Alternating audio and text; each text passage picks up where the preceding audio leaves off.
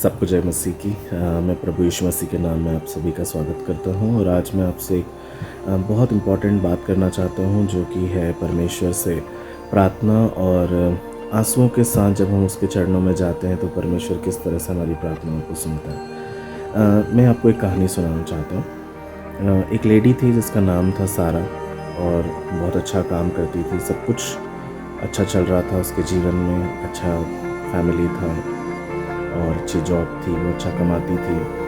पर धीरे धीरे अचानक शैतान ने उसको अटैक करना चालू किया और उसकी जॉब चली गई। 1 साल के अंदर उसके ऊपर बहुत सारा कर्ज हो गया और वो परेशान रहने लगी और ऐसा हो गया कि अब उसके पास में कुछ भी नहीं बचा था। परिवार को पालने के लिए, घर चलाने के लिए भी उसके पास पैसे नहीं होते थे। हस्बैंड भी इतने परेशान थे कि शायद वो भी अपने घर को ठीक तरह से मैनेज नहीं कर पा रहे थे और ये परिवार धीरे धीरे टूटने की कगार पर आ गया।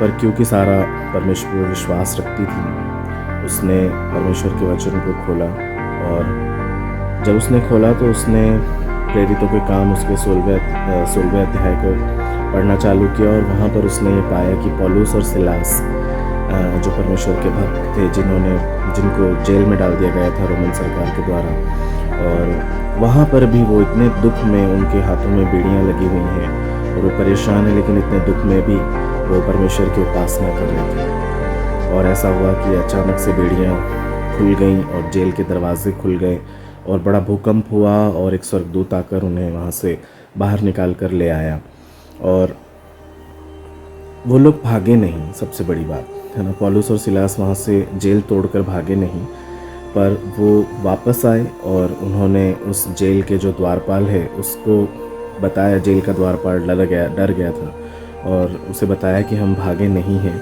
और उनके इस विश्वास और उनकी जो कृतज्ञता थी उसे देख कर के जो द्वारपाल था उसने भी परमेश्वर पर विश्वास किया और परमेश्वर ने उसे भी बचाया।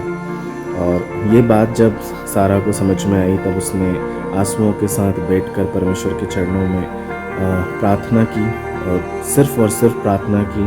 परमेश्वर को उसने बहुत स्तुति दी, बहुत उसकी आराधना की और आंसुओं के साथ उसकी आराधना जब वो करने लगी तो धीरे धीरे चीज़ें सेटल होने लगी। और एक दिन अचानक उसके डोरबेल बजता है और एक लिफाफा उसे आकर मिलता है और वो लिफाफा में उसका जॉब ऑफ़र था। उसे जो पहले जॉब थी उससे बेहतर एक जॉब उसके लिए थी और उसका परिवार धीरे धीरे सेट होने लगा। और मैं जो कहना चाहता हूँ इस प्रार्थना से वो ये है कि परमेश्वर के सामने जब आप आंसुओं के साथ बैठते हैं तो नर्क उन आंसुओं को झेल नहीं सकता और स्वर्ग उन आंसुओं की प्रार्थना को नकार नहीं सकता।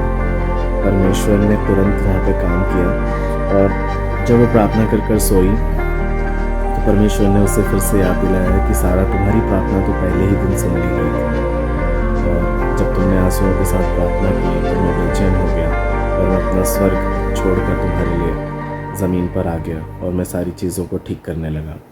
परमेश्वर हमसे बहुत प्यार करते हैं। आज जिनके जीवन में आशा नहीं है, जो दुखी हैं, शोकित हैं, परेशान हैं, मैं उन सभी को ये आशा देना चाहता हूँ कि परमेश्वर आपके साथ है। बस ज़रूरत इतनी सी है कि आप उसके चरणों में जाएं और उससे प्रार्थना करें, उससे बात करें। अगर कुछ भी नहीं समझ में आ रहा है तो जस्ट उसके चरणों में जाकर बैठें। यदि आपको रोना आ रहा है तो रो लीजिए, परमेश्वर आपकी प्रार्थनाओं को ज़रूर सुनेगा। वो आपके हृदय को जानता है, वो दूर से ही आपके हृदय को पहचान लेता है। वो निश्चय आपकी हर एक विनती को पूरा करेगा। जय मसीह। प्रभु आपको बहुत आशीष दे।